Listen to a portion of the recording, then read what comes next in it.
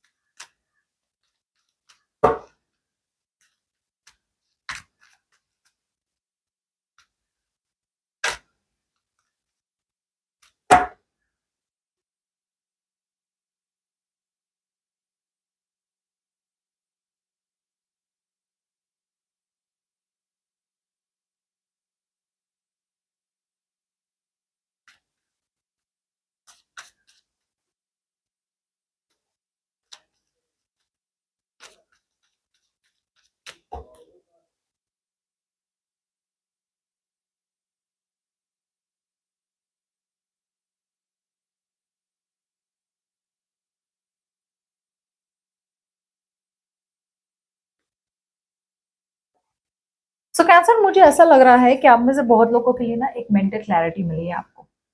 एक सच्चाई आपके सामने आई है।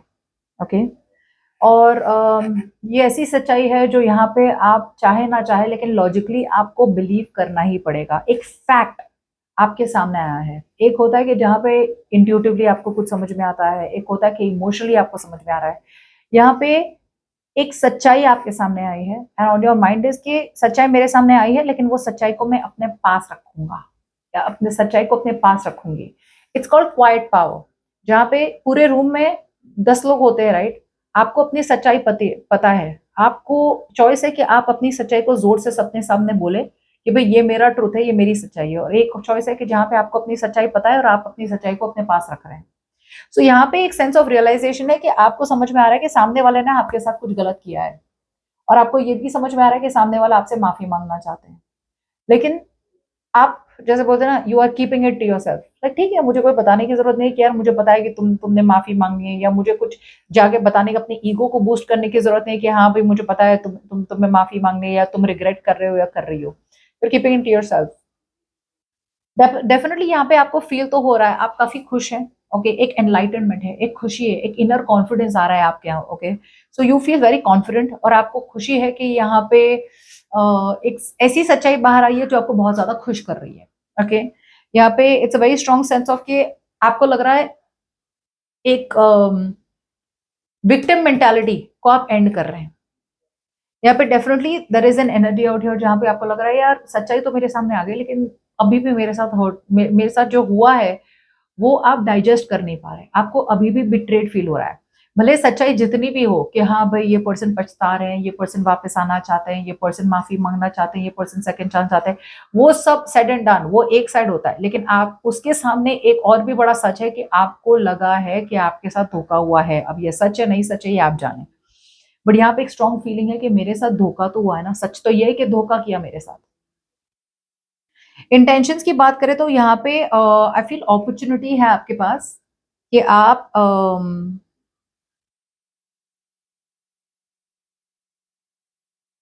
आपका इंटरेस्ट कम हो रहा है, और आप पूरा अपना इंटरेस्ट कहीं और डाल रहे हैं, या फिर किसी और सिचुएशन पे अपना इंटरेस्ट डाल रहे हैं, या फिर पैसों पे, करियर पे, जॉब पे आपका पूरा ध्यान है।